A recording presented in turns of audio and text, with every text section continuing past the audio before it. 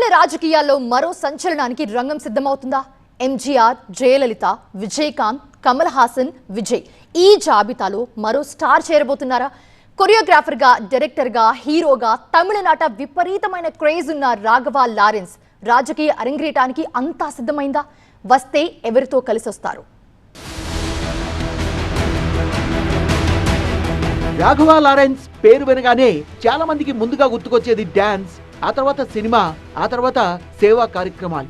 దివ్యాంగులకు సహాయం, పేద పిల్లలకు విద్య, వైద్య సాయం, అనాథల సంక్షేమం వంటి కార్యక్రమాలతో మంచి మనిషి అన్న ఇమేజ్ ఉంది. ఇప్పటి వరకు రాజకీయాలకు దూరంగానే ఉన్న లారెన్స్ ఇప్పుడు మొదటిసారి రాజకీయ ప్రవేశంపై బహిరంగంగా మాట్లాడడం ఆసక్తిని రేకెత్తిస్తోంది. తాను రాజకీయాల్లోకి రావాలని ఎప్పుడూ అనుకోలేదని, కానీ పరిస్థితులు తనను ఆ దిశగా నడిపిస్తున్నాయంటూ ఆయన పొలిటికల్ స్టేట్మెంట్ ఇవ్వడం తమిళనాట చర్చనీయాంశంగా మారింది. అంతేకాదు, తన పొలిటికల్ ఎంట్రీపై ముందు ప్రజాభిప్రాయం కోరాలని సిద్ధమయ్యారు లారెన్స్. ప్రజలు వద్దంటే రాజకీయాల్లోకి రానని, రమ్మంటే తప్పకుండా వస్తానంటున్నారు లారెన్స్. ఇలాంటి పొలిటికల్ స్టైల్ తమిళ రాజకీయాల్లో ఇప్పటి వరకు కనిపించలేదు. ஒரு நல்ல மனுஷன் பண்ணணும்னு நினைச்சா அது முடியுங்கண்ணான்ற நம்பிக்கை எனக்கு வந்திருக்குப்பா அப்படின்னு அம்மா சொன்னான். அப்போ என்ன போயிடலாமா, ஓகேவா அப்படின்னு கேட்டேன்.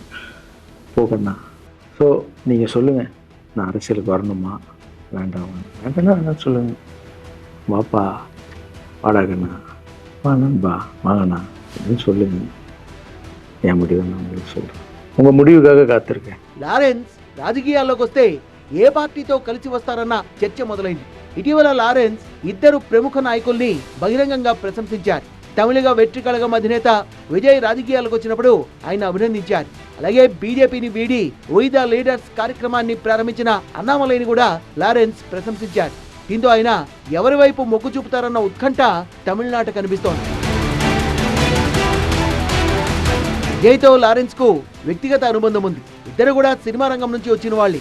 అవినీతి వ్యతిరేకత, యువతను ఆకర్షించే ఇమేజ్, సామాజిక సేవ వంటి అంశాల్లో ఇద్దరి మధ్య కొన్ని సారూప్యతలు కూడా ఉన్నాయి.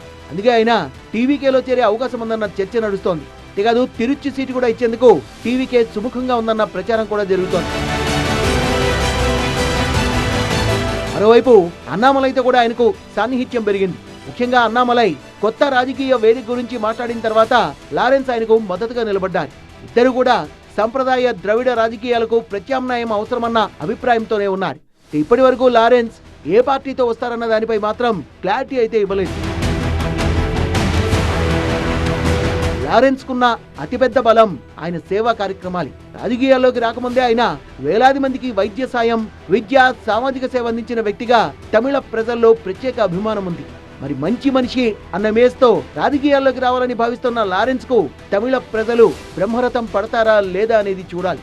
అలాగే ఆయన ఏ పార్టీని ఎంచుకుంటారు, లేదంటే కొత్త రాజకీయ ప్రయోగానికి శ్రీకారం చుడతారా అనే అంశాలపై ప్రస్తుతం తమిళ రాజకీయాల్లో ఆసక్తికరమైన చర్చ కూడా కొనసాగుతోంది.